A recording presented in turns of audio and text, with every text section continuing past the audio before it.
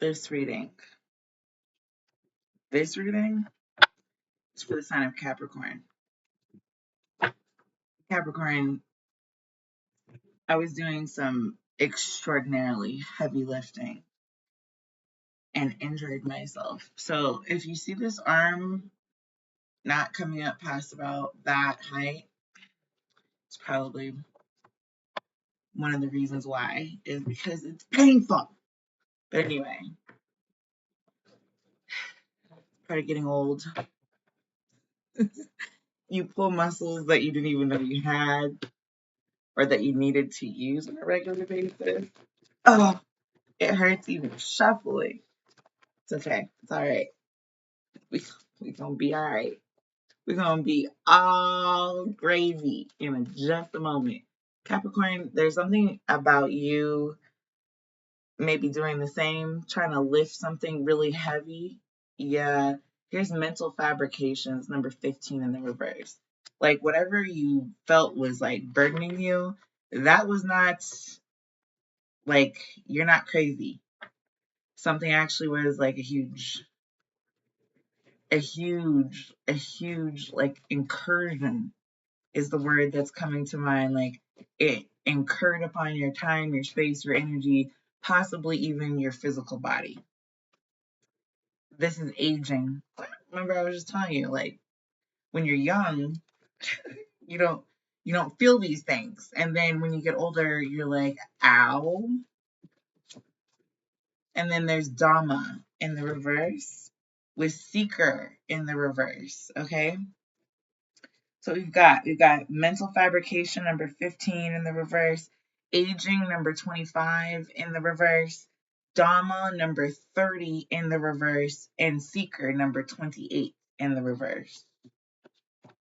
I'm going to let the cards do the talking today because I'm actually rather exhausted.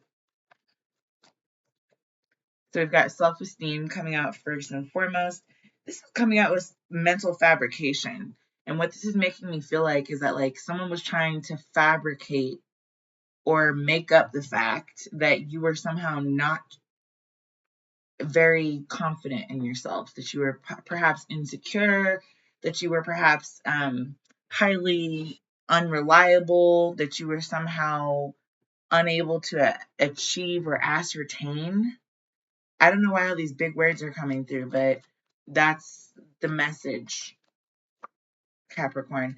There's shame in the reverse. There's something about like, there's no shame in aging, but when you don't age, or when you age really gracefully, sorry, that's Ophelia jumping on and off the table. She just does what she wants. So, this is number 35 and number 25. 35, 25. This is like, you're not going to be ashamed while you get older. That doesn't seem like a possibility for you. You're not in the mindset of being so old that you've got aches and pains like me, you know? Or that you've got, like death is in the reverse. It's like, you're not even coming up on the death of karma for yourself, or Dhamma, which is the receiving of, if you put good energy out there, Dhamma is the energy that comes back to you. Don't seek to grasp Dhamma with your mind. Don't try to understand it. You know it only when your mind is still. So basically, like, if your mind is chewing on something, I want to say it's supposed to be. Seekers here in the reverse, as in like, you're not seeking it, the information is just coming to you. And I do feel like there is something naturally wonderful, however, also like a huge task or an undertaking. It's a burden in the fact that it is like a large piece of your life that will be occupied, or space will be taken up. And I don't necessarily think it's something that you've given permission to do that. I just think it's going to do that anyway. Yeah, here's restriction in reverse. It's like nothing is stopping it, but nothing is encouraging it either. So with this seeker energy here at the bottom of the deck, it's really like you're You're not about to take a loss because there are people, places, and things that are not really seeking for you to be restricted. Like they want you to be free. But I don't know why I'm hearing Footloose, which is a movie, and Fancy Free.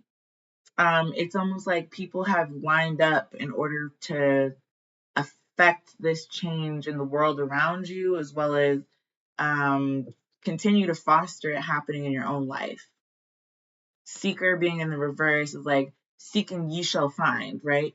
Well, that's great, but if you don't know what you're gonna find, then like what if you were going off to find something that you had no clue you were gonna find, like a time travel machine or something? Is that something that you would want to exploit? Is it something you would want to take care of? Is it something that you would invest in? There's a really interesting movie called Tuck Everlasting about I don't think it's a wishing well, but it is a well of water. And that well of water stops you from aging and offers a infinity of lifetimes back to back to back. Like you're going to live forever, right? And your self-esteem has to be kind of high, because if it's not high enough, this is number 15, number 16, by the way.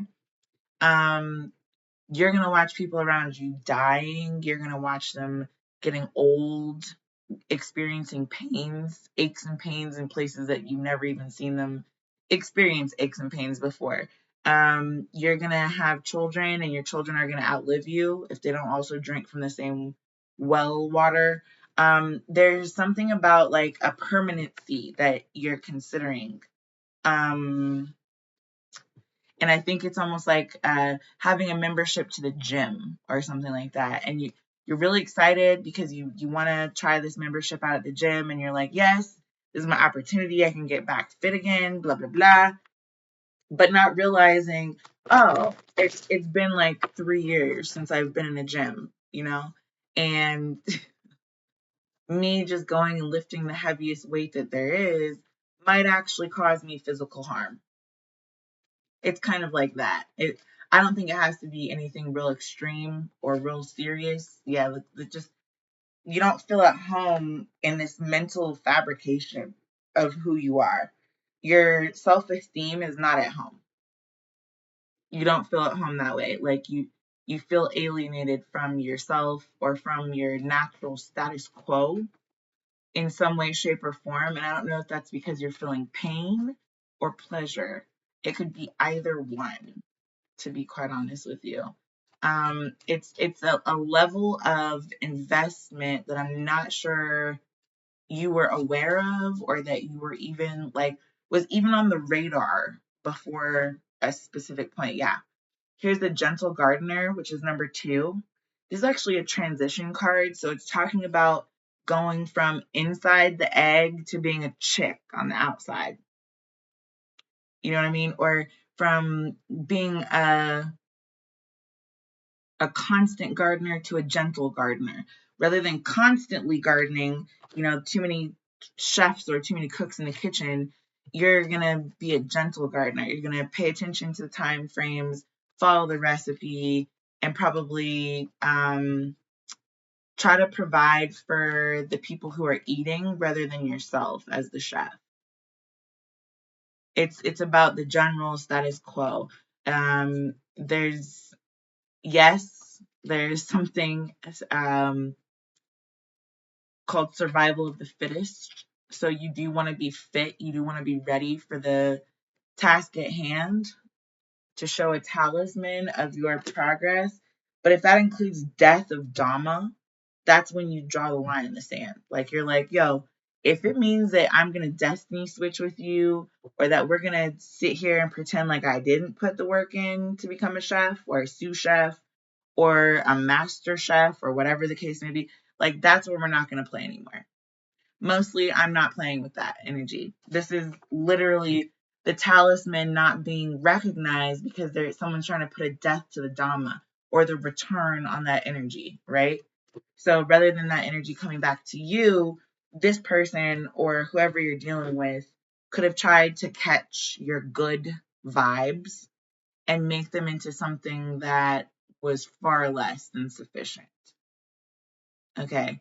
And it doesn't mean that sufficiency has to be unobtainable. It just means that in a specific situation, you've overexerted yourself. You're past your limit of what was acceptable. Yeah, like wide open. Number 42. Now you're standing alone on this rock or on the precipice of something, kind of like you're about to take a dive. Like if you move any direction, forward, backward, side, anywhere, you're going to fall off that rock. So that's what I'm saying about this third pile right here, is that all the signs are there that you're not supposed to be doing what it is that you're doing right now. You're not dead, nor are you even aging towards this. Like, this is not something that you foresee in the future. And the Dhamma, while the endless inner mind chatters are in the way, nothing will be able to cut through the noise echoing inside of your head. That's kind of what I'm saying. Whatever's echoing inside of your head, you're not wrong about it. However, you're also not right about it.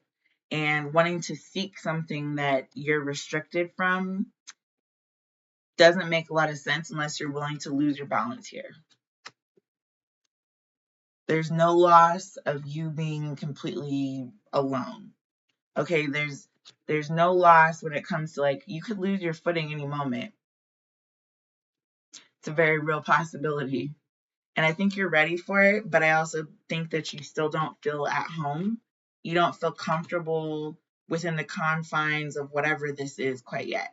Not to be the for lack of a better term, like the flame bearer. If you can see, she's carrying a light. Like this is kind of like the hermit card in a lot of decks. She's alone in kind of a robe or a toga, a draped piece of clothing, right? And she's holding the light. And the light is definitely really heavy because there's a whole dragon sitting on her arm.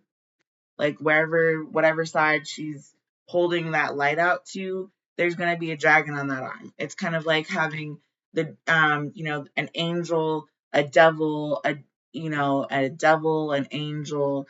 It is what it is. The point is, you don't have your footing here quite yet.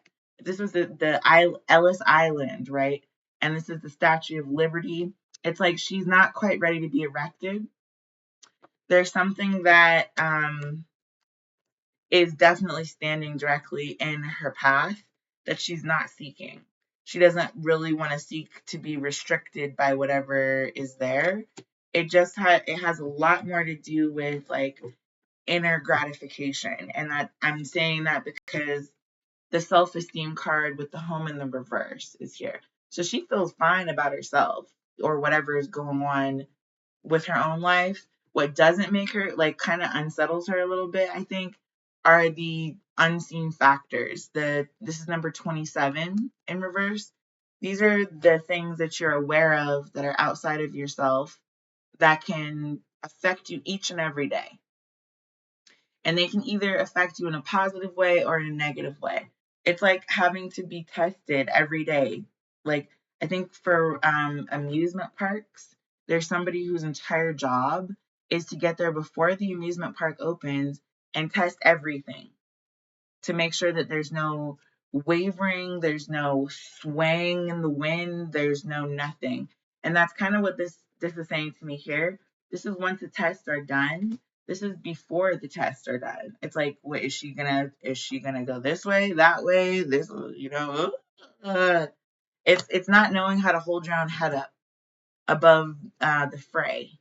Okay, this does know how to hold its head up. This understands the task, the dress code, as well as the plan. Okay, like, you know where to walk, you know where to go, you know how to get there.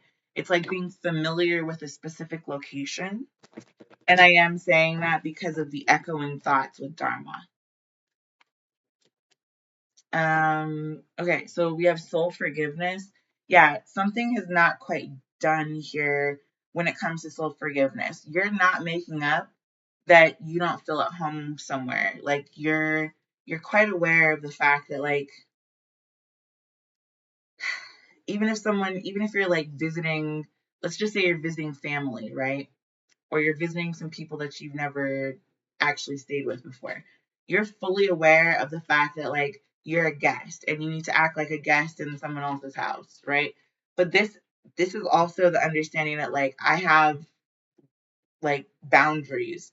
So if you're telling me that I have to sleep on a hardwood floor with nothing but a pillow and a thin sheet to put over myself, and you're going to blast the air conditioning all night long, and it's going to be freezing because there's an updraft from the door that is about 5 feet from my face.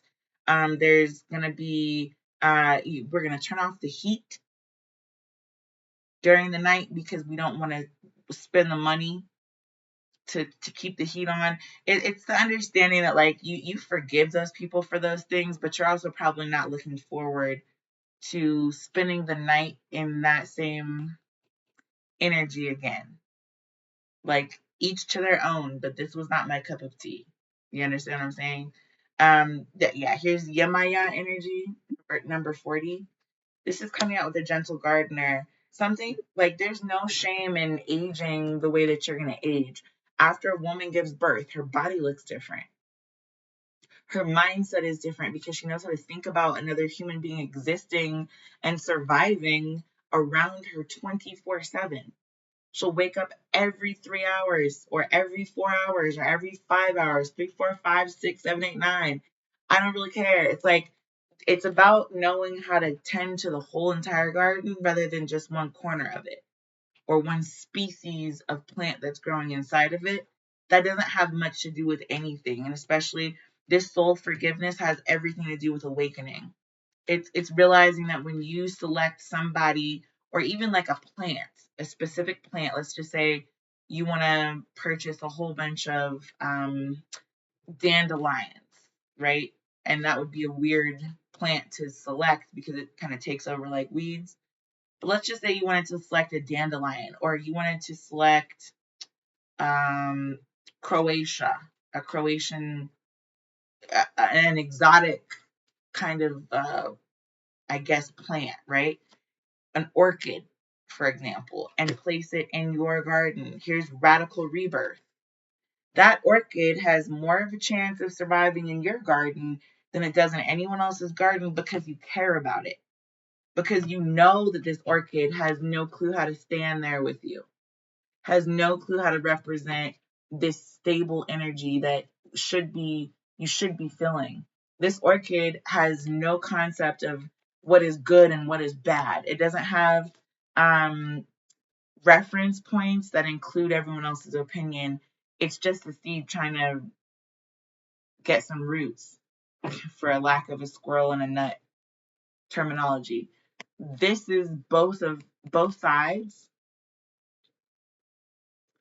of yourself talking to this soul forgiveness over here, saying, you know what? If you're willing to understand, you see that there's two twin babies there. There are two dolphins leaping out of the ocean there, and there are two lions sitting on either side of her there. This replication of duplicating, or being able to produce more consistently, that's not something that you necessarily can guarantee every time. Just because a woman has, like, the genetics for twins in her bloodline, let's just say, it doesn't mean that every time you get her pregnant, she's going to have twins. Okay. What it means is that it's a possibility. If you're not confident of the fact that you've got twins in your bloodline, or that I'll use twin flame terminology since people get really caught up on that. Yeah, look, if you're positive about that, then there's no storm when it comes to making babies. You understand, like, this could be one or two. The realization of the fact that it could be one or two doesn't tell you what actually got planted at home. It just tells you there's no storm either way it goes. So this two children, two dolphins, and two lions, it's a 2, 4, 6 type of situation. You are your own best and worst cheerleader. You don't want to hurt yourself by carrying children that your body can't handle. Like right in the middle is this pregnant woman laughing. You don't want to do that. And there's number 2 is right underneath her. So she's carrying twins, obviously. But also understand that carrying twins can be very painful to one's actual physical body or frame, given the circumstances that was a heavy burden for your body to carry. There's the sun and the moon in the sky. This is cosmic power. So this is realizing your own cosmic power in a way that it can actually show up. Rather than seeking it, you're allowing it. Rather than chasing it, you're charging it. Okay, so it's not like you lost your phone and you don't know what's on it and you don't know who to call. It's not like that. It's like you need the charger so that your phone can charge up, power up.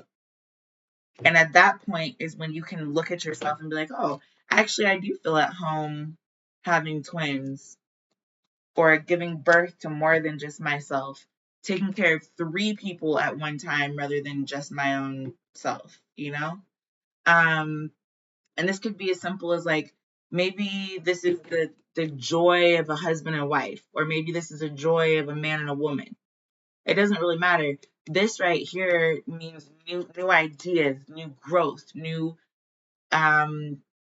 information, new endeavors. You know, that's all of the above. It's understanding that this is a number 2, and this wholeness of gentle gardening is coming through together. Now we've got 22.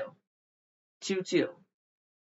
This right here is being reflected on Earth as hatching eggs.